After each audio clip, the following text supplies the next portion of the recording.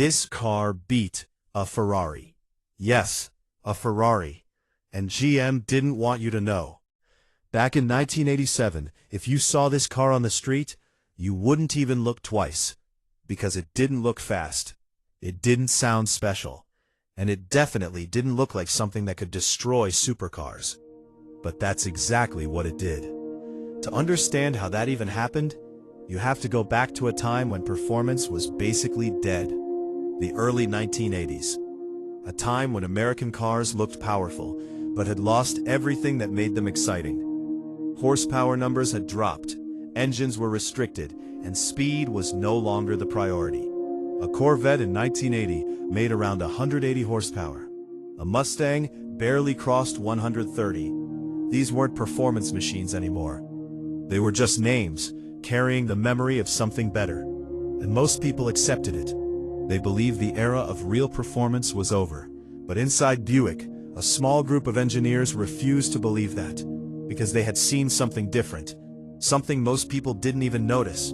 Buick had been racing, and not just participating, they were winning. Back-to-back NASCAR championships. That changed everything, because suddenly Buick wasn't just a comfortable luxury brand. It had something to prove. So instead of playing it safe, they decided to build something unexpected. A street car inspired by racing. Not with a big V8, but with something completely different. A turbocharged V6. At the time, it didn't sound impressive, but what they understood was how power really works. Turbo power doesn't build slowly. It hits hard, suddenly, and once it hits, it changes everything. This car wasn't supposed to be fast. In fact, it was never meant to matter at all. Back in 1987, if you saw this car parked on the street, you'd probably walk right past it. No second look. No curiosity. Just another quiet, ordinary Buick. But hidden inside that boring exterior was something that completely broke the rules. Because this wasn't just another car. It was a mistake. A mistake so dangerous that GM tried to hide it. And the craziest part? It actually beat a Ferrari. Not a modified one, not a tuned build. A factory Buick, beating a Ferrari F40. And almost nobody understood how that was even possible. To understand why this happened, you have to go back to a time when performance was basically dead. The early 1980s. A period when American muscle had lost its identity. Strict emissions laws had crushed horsepower. Insurance companies made powerful cars expensive to own. And manufacturers stopped taking risks. A Corvette in 1980 made around 180 horsepower. A Mustang barely crossed 130. Cars still looked aggressive, but the performance behind them was gone. And most people accepted it. They believed speed was over, that the golden era had ended. But inside Buick, a small group of engineers refused to believe that, because they had seen something different, something most people didn't even notice. Buick had been racing. Not casually, not for marketing. They were actually competing at a serious level, and they were winning. Back-to-back NASCAR championships. That wasn't normal for Buick. This was a brand known for comfort, for quiet rides, for older buyers, not for speed. But racing changes perspective. Because once you prove something on the track, you start asking a dangerous question. That question started everything. Because instead of building another safe, predictable sedan, they decided to experiment. Not with a big V8, but with something completely different. A turbocharged V6. At that time, it didn't sound impressive. It didn't look impressive on paper. But what they understood was how power delivery works. Because horsepower numbers don't tell the full story. Torque does, and boost changes everything. Because when a turbo kicks in, power doesn't build gradually. It hits, suddenly, aggressively, unexpectedly. And that's exactly what this car did. At first, nobody noticed. Early versions were underwhelming, nothing special, just another attempt. But the engineers didn't stop. They kept refining it, year after year.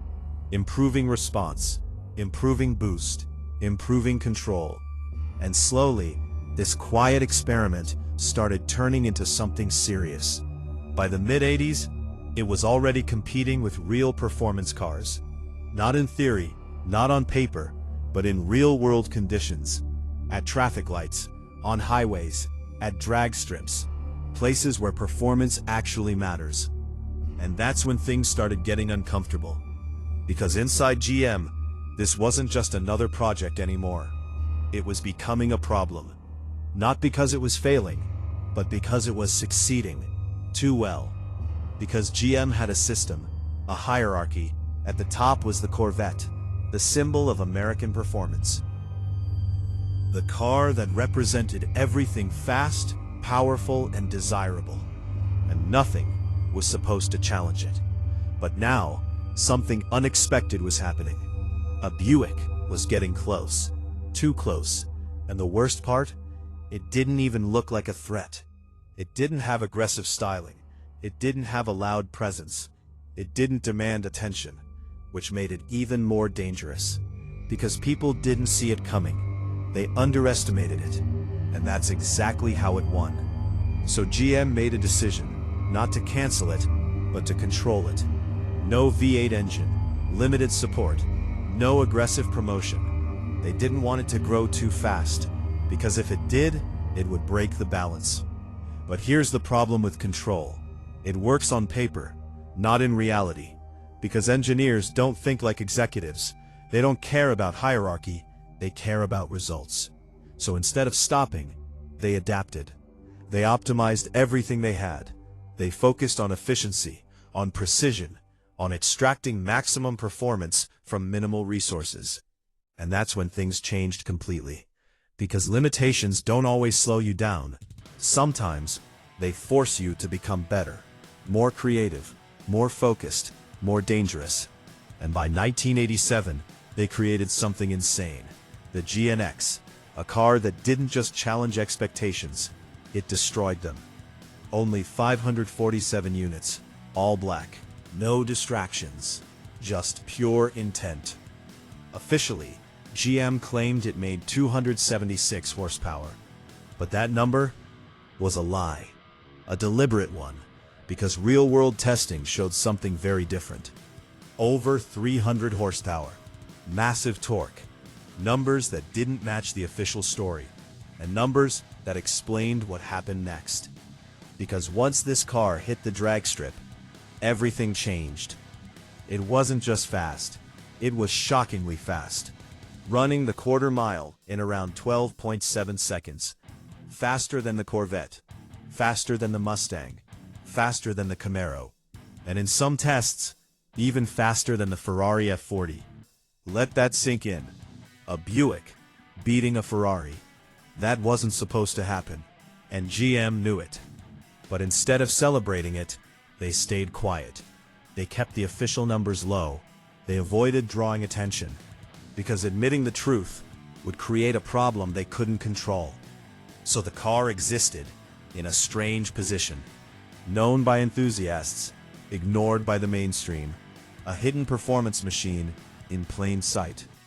And just as quickly as it appeared, it disappeared, because in 1988, it was gone, replaced by something completely different.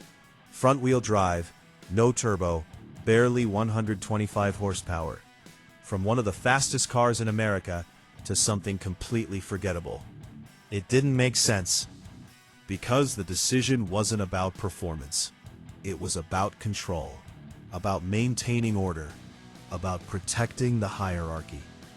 But here's the thing about truth.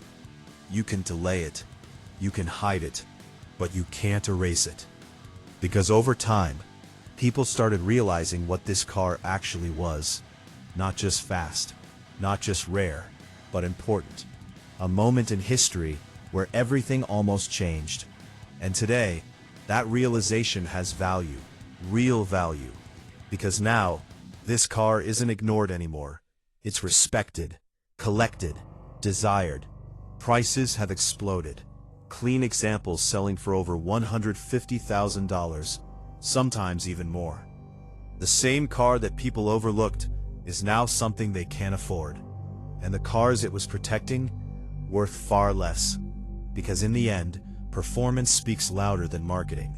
Reality outlasts strategy, and truth always catches up. So the next time you see something that looks ordinary, don't dismiss it too quickly, because sometimes the most dangerous things are the ones nobody notices. And by the time you realize it, you're already too late.